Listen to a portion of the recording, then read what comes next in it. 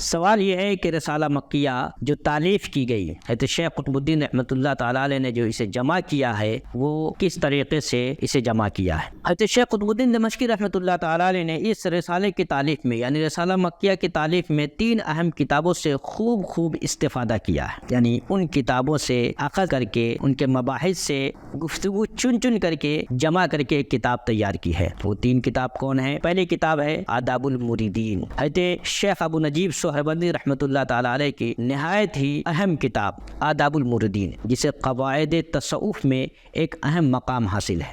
تو پہلی کتاب آداب المریدین، دوسری کتاب حضرت شیخ نجم الدین کبریٰ رحمۃ اللہ تعالیٰ علیہ کی ہے فوائح الجمال، اور تیسری کتاب حضرت شیخ شہاب الدین سہروردی رحمۃ اللہ تعالیٰ علیہ کی ہے عوارف المعارف۔ یہ 3 اہم کتابیں سامنے رکھ کر کے حضرت شیخ قطب الدین دمشقی رحمۃ اللہ تعالیٰ علیہ نے رسالہ مکیہ کی تالیف کی ہے۔ یہاں یہ بات ذکر کر دینا ضروری سمجھتا ہوں کہ رسالہ مکیہ کی تالیف حضرت شیخ قطب الدین دمشقی رحمۃ اللہ تعالیٰ علیہ نے مکۃ المکرمہ میں کی۔ مکۃ المکرمہ میں یہ کتاب لکھنے کے بعد آپ دمشق لوٹ آئے اور اس کے بعد دوبارہ اس پہ نظر ثانی کی، جہاں حذف کرنے کی یعنی کسی چیز کو گھٹانے کی ضرورت محسوس کی وہاں کچھ چیزیں کم کر دی، جہاں کسی چیز کو بڑھانے کی ضرورت محسوس کی وہاں کسی چیز کا اضافہ کر دیا۔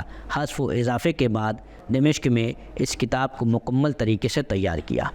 اس کتاب کی اہمیت یہ ہے کہ کتاب تیار ہونے کے بعد جب علماء کو مشائخ کو اس کتاب کا علم ہوا تو لوگوں نے ہاتھوں ہاتھ لیا اور اس کتاب کا درس دینا شروع کر دیا۔ چنانچہ اسی زمانے میں مکۃ المکرمہ میں، مدینہ طیبہ میں اس کتاب کے دروس عام ہو گئے۔